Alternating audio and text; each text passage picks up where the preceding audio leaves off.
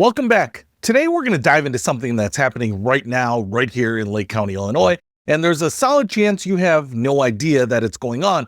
I'm talking about flock safety cameras. And before you check out, because that sounds like a boring corporate name, it is a boring corporate name, by the way, I'm hoping you'll stick around because this story has it all.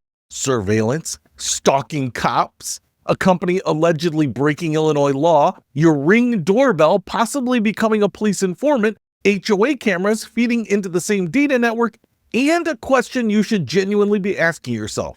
Does your license plate have more of a social life than you do? Spoiler alert, yes, it probably does. All right, let's start with the basics. Flock Safety is an Atlanta-based tech company founded in 2017. Their cameras are solar-powered, cloud-based software systems that aim to help solve crime by capturing evidence and providing that evidence back to the investigative leads at law enforcement. The software identifies body type, make, color, license plate state, and unique features like decals, bumper stickers, and accessories to create a traceable vehicle fingerprint in real time. A vehicle fingerprint, that is their word, not mine. They're literally building a dossier on your car. Your bumper sticker from that music festival you went to in 2019 is now part of a law enforcement profile. Congratulations. That's certainly more than you paid for. These cameras are perched on top of poles, along streets, and sometimes affixed to police cars. They're recording and identifying vehicles in real time. They're capturing images of license plates and noting time and location. The system is intended for law enforcement to combat crime, including detecting stolen cars, wanted individuals, missing persons, and suspended licenses. Sounds pretty reasonable, right? And look, I get it. If someone stole my car, I'd want every camera in the county on full alert. God knows we don't want anything happening to my Buick. But here's where it gets complicated, and here's where Lake County enters the picture.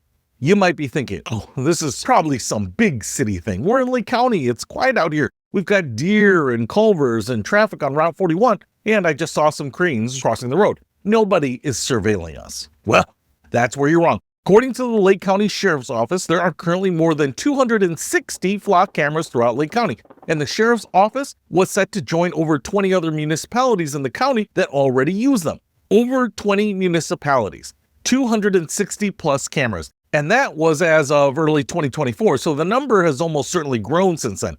In Illinois as a whole, more than 461 police departments, prosecutors, dispatch agencies, state universities, transit systems, and railroads have access to flock data. That's not a surveillance program, that's a surveillance ecosystem. And according to Flock, there are more than 5,000 law enforcement agencies across the country using their products. And as of 2025, their system performs over 20 billion vehicle scans every single month across the United States. 20 billion a month. I want you to hear that number for a second because it is huge. So yes, if you have driven through Lake County at any point in the recent past, there is a very real likelihood that your license plate has been scanned, time-stamped, geotagged, and logged into a searchable database. You, the law-abiding citizen just trying to get to Costco, have been documented. Totally fetch, right? No, not really. So here's the technical part, and I'll make it quick because nobody comes to me for a systems architecture lecture. No, they don't. Truly, they don't.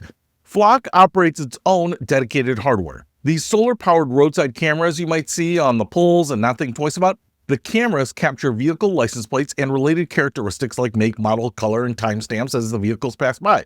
The system works day or night. The data is then pushed to a cloud-based server in usually a large data center. It's compared against the FBI's National Crime Information Center database and also against state watch lists. And the flags are generated in real time. But here's where I need you to pay close attention because the cameras on the poles are only the beginning of how Flock is embedded in communities like ours. Lake County is suburban. You probably are aware of that. We have a lot of HOAs, a lot of gated communities, a lot of neighborhood entrances with cameras. And Flock Safety knows exactly where to find us. Flock actively markets their product directly to homeowners associations, not just to police departments. Their website has an entire section dedicated to HOA security. They sell the pitch like this: solar-powered, no wiring, no utility costs, no IT headaches. It installs anywhere. Your HOA approves it and it's just done. And then there's the key part of the pitch that doesn't get enough attention. Flock cameras in private HOA communities can be integrated directly into the same Flock network that law enforcement uses. That HOA camera at the entrance to your subdivision It can be feeding plate data into the same searchable database that the sheriff's office, the Gurney Police Department, and potentially agencies in Texas, Oklahoma, or Indiana are all querying. According to reporting by The Intercept, more than 200 HOAs across the United States have purchased Flock license plate readers. Their marketing director wrote in an internal email that when they work with agencies, they typically start with neighborhood HOAs. The ACLU of Illinois has noted that the technology is far more ubiquitous than we know because of precisely this dynamic. Private communities installing cameras that don't go through any public approval process, face no government oversight, and quietly feed data into a shared law enforcement network. So think about your own neighborhood for a second. If your HOA has a Flock camera at the entrance, and you may not even know if it does, to be honest, every car entering or leaving your street can be logged and searchable, not just by your local police department, potentially by 461 plus agencies in Illinois, potentially 551 agencies out of state.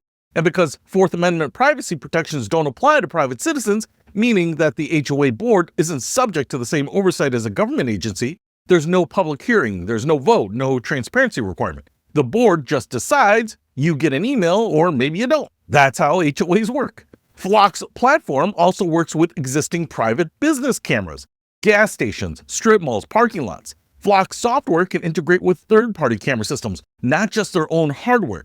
So the net is actually a lot wider than just the dedicated Flock poles you might notice when you're driving around. Ring doorbells, by the way, are everywhere in Lake County. Walk through any neighborhood in Libertyville, Vernon Hills, Gurney, Mundelein. They're on basically every other house. People love them. I get it. They're genuinely useful. I don't have one, and I'll never get one. And in October 2025, something interesting happened. Ring, owned by Amazon, announced a formal partnership with Flock Safety. Under this partnership, law enforcement agencies using Flock's platform would be able to post community requests directly through the Ring Neighbors app, asking nearby residents to voluntarily share their doorbell footage relevant to an investigation.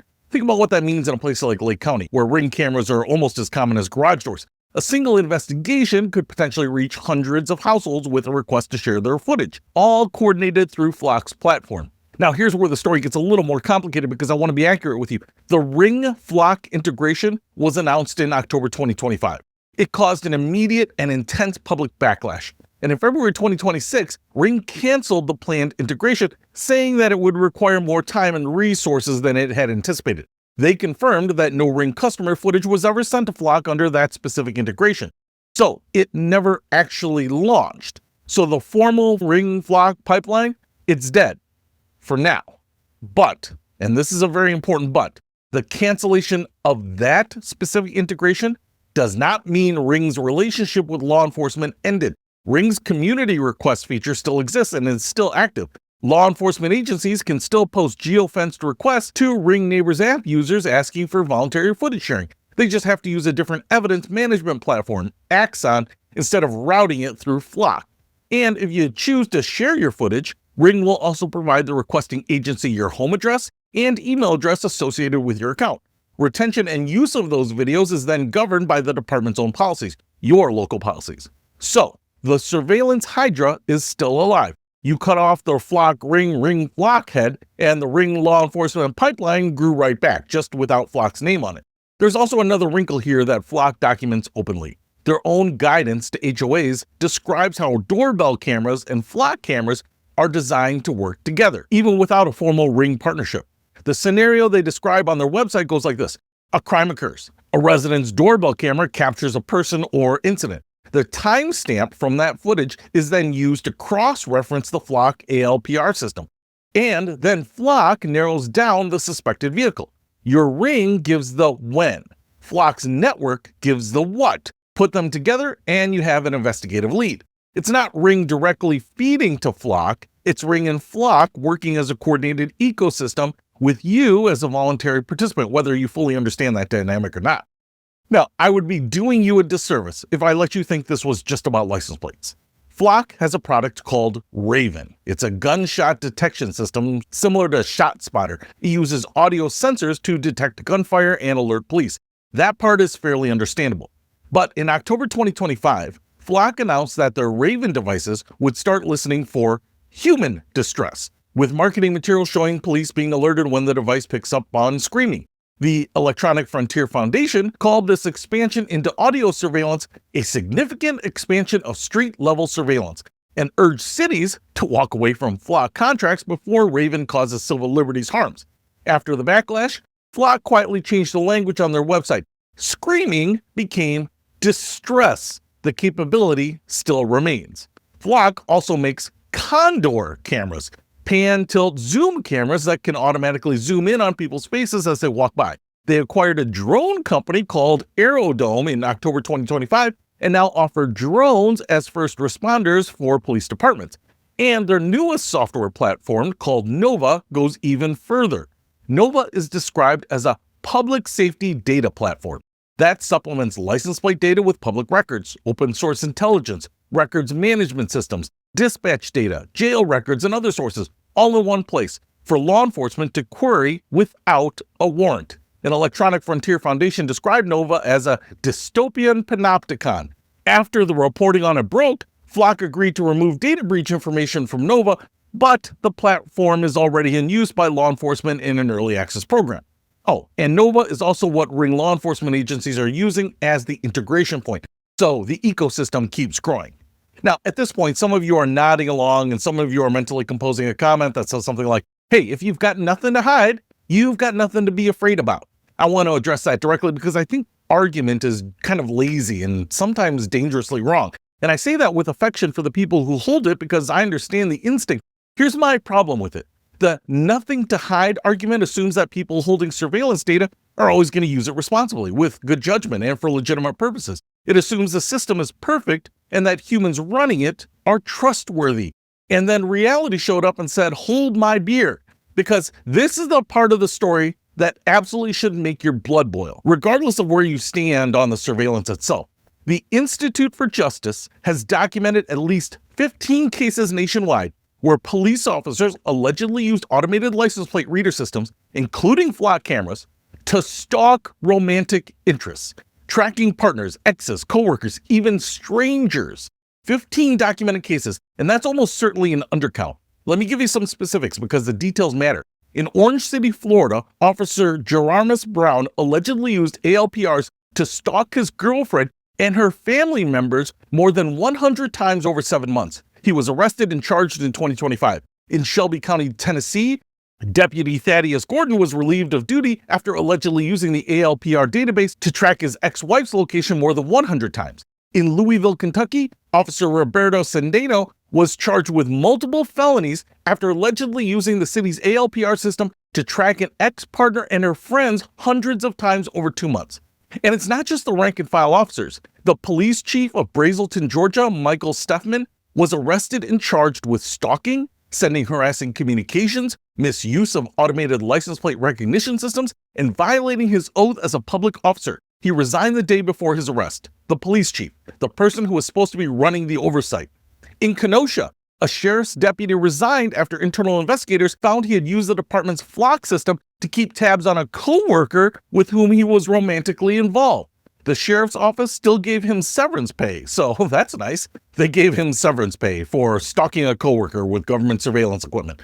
Wow, that's amazing. In Milwaukee, Wisconsin, Officer Josue Ayala allegedly used the department's network of Flock ALPRs to track a woman he was dating and her ex-partner nearly 180 times over 2 months. He resigned in 2026 after being charged with misconduct in public office. 180 times in 2 months. You can't even really fathom that. That's nearly 3 times a day, every day, for 60 days straight. That's not a background check. That is obsession backed by government infrastructure. And here's the part that made my jaw drop. His victims only found out because they looked up their own license plates on a website called haveibeenflocked.com, which collects audit data that some local governments have made publicly available. There's a website called Have I Been Flocked? I cannot make this up. You can go check if your license plate has been stalked by a cop.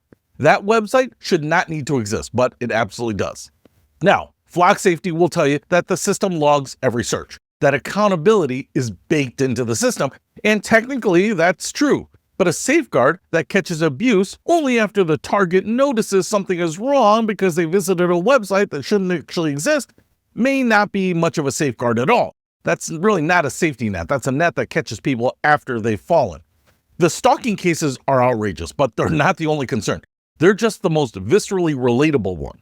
But here are bigger structural problems. Illinois Secretary of State Alexi Giannoulias alleged that flock safety broke state law by allowing federal border enforcement officers, U.S. Customs and Border Protection, to access Illinois license plate camera data through a pilot program. The audit found that Flock did not have sufficient permissions or protocols in place. That's not a glitch, that's just their structure. Flock was also allegedly used by out-of-state police to search for a woman who had recently self-managed an abortion. Flock disputes that characterization. They maintain it was a missing persons case. But the Electronic Frontier Foundation used open records laws to obtain documents showing that the department had initiated a month-long death investigation, had consulted prosecutors about the possibility of charging the woman, and sent detectives to find her. That doesn't sound like a simple wellness check to me. The Attorney General's office and Illinois State Police both have access to flock data, and 14 Illinois agencies that disclose data sharing also share with 551 agencies outside the state, including law enforcement in Texas, Oklahoma, Kentucky, Missouri, and Indiana. 75% of Flock's law enforcement customers nationwide have enrolled in the National Lookup Tool, meaning your license plate data collected right here in Lake County can be queried by a police department in another state without your knowledge and potentially for reasons that violate Illinois law. Flock's own service agreement states that Flock may access, use, preserve, and/or disclose the footage to law enforcement agencies, government officials, and/or third parties if legally required to do so, or if Flock has a good faith belief that such access, use, preservation, or disclosure is reasonably necessary, end quote. Good faith belief. Well, that pretty much covers anything they want. They decide, not a judge, not a warrant. Flock decides. To their credit, not everyone just rolled over on this. Evanston and Oak Park ended their contracts with Flock Safety after the audit findings and Flock's admission that it failed to establish sufficient permissions and protocols while running a pilot program with federal users. As one city stated in its termination notice, the findings of the Illinois Secretary of State's audit, combined with Flock's admission that it had failed to establish distinct permissions and protocols to ensure local compliance while running a pilot program with federal users, are deeply troubling. As a result, the city has deactivated the cameras and issued a termination notice to Flock. That's how it should work. Communities should have the power to say, you violated our trust, you violated state law, now you're out. In Wisconsin, multiple cities have walked away too. Appleton voted to end their usage of Flock, and Oshkosh and Sturgeon Bay refused to renew the contracts. Dane County will terminate its contract, and Madison has ordinances protecting residents from ALPRs being deployed.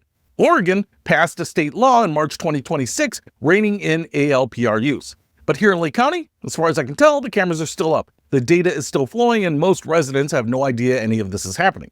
So the question you're probably asking yourself, is this being implemented quietly on purpose? Absolutely yes. Most cities adopt flock cameras with little to no public debate, no privacy impact assessment, and no policy governing how the data is used, shared, or retained.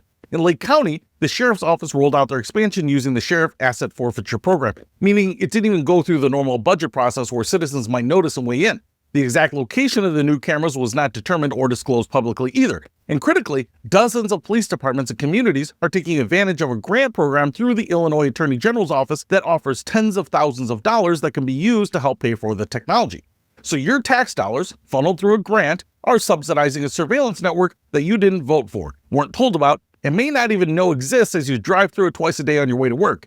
And now, to add to that picture, HOA cameras at the entrances to your subdivision, potentially installed by a board vote you didn't know you had to show up for, feeding into that same network. The Flock cameras on the poles that you see, the private business cameras that Flock integrates with, the Ring doorbell on your neighbor's porch that can be used alongside Flock data in an investigation, the audio sensors that may eventually be listening for more than just gunshots. This isn't one camera, it's a layered infrastructure, and Lake County is in the middle of it. Look, I gotta be honest with you, I'm not gonna pretend Flock has never caught a bad guy because it clearly has. A business in unincorporated Lake Zurich was burglarized and video gaming machines were broken into. Investigators entered the suspect vehicle info into the Flock system, and the vehicle was instantly detected in Villa Park, where officers took the suspects into custody. During another incident, a vehicle fled from deputies during a traffic stop. Dispatchers entered the vehicle into the Flock system, and officers made the arrest at Gurney Mills. That's real. It's meaningful. And I'm not going to pretend that these aren't legitimate and powerful examples. But here's my genuine question. Does the utility in those cases justify building a surveillance ecosystem that watches every car, every day, for every person in the entire county? Because the people running the system, as we have now documented in case after case, are not necessarily angels. They're human beings with personal grudges, romantic obsessions, bad judgment. And when you hand human beings with bad judgment a tool that can track anyone, anytime, anywhere, they often use it for exactly that. If a police chief can abuse it, if a sheriff's deputy can use it to track his ex-wife, if a detective can run a woman's plate 180 times because he has feelings for her, then we have definitively answered the question of whether the system can be abused. It's not theoretical. It's already happened multiple times in multiple states, and it's probably a significant undercount. The only thing separating the documented cases from the hundreds of thousands of others is that those people got caught. A few practical things. First, check haveibeenflocked.com to see if your plate has been searched. It works if your local agency has made that data public. Second, if you're a Ring user, you can disable community requests in your Ring app settings so that law enforcement cannot send footage requests to your device. Ring says participation is always voluntary, but you have to actively opt out. Third, if your HOA has or is considering flock cameras, show up to that meeting. Ask what the data sharing policy is. Ask whether they've opted into law enforcement sharing. Ask what other agencies can access the data and under what circumstances. These are fair questions for the board to answer. Fourth, show up to your village board, your city council, your council board meetings and ask questions. Ask whether your municipality uses flock. Ask what the data retention policy is. Ask who has access. Ask whether they've opted in or out of the national lookup tool. Ask whether they've joined the Ring Community Request Program. These are fair questions that elected officials should be able to answer. And fifth, pay attention to what's coming next. Flock's Nova platform, their audio surveillance expansion, their drone product, their pan, tilt, and zoom phase cameras are not just static systems. It's an expanding, all-encompassing surveillance system. The people who argue these cameras are purely good tools for public safety aren't wrong that they sometimes do good things, and I'm not arguing that they don't either. The people who argue they're a civil liberties crisis aren't wrong either. I'm suggesting that they might be too. Both can be true. The real question is whether we as a community get to decide the terms or whether it just happens to us all while we're not paying attention. Right now in the county, there are more than 260 cameras on poles watching your car. Unknown numbers of HOA cameras at subdivision entrances are feeding the same network. Maybe it's time to decide for yourself whether you're okay with that. I'll see you next time.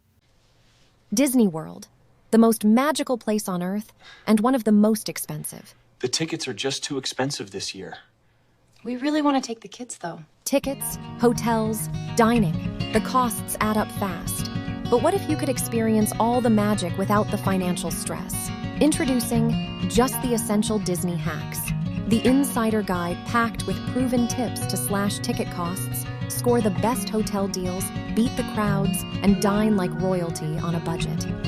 From your very first booking to your last ride of the day, every hack, every shortcut you need to make your Disney dream a reality. Available now on Amazon in paperback, Kindle, and audiobook. Your magical vacation starts here.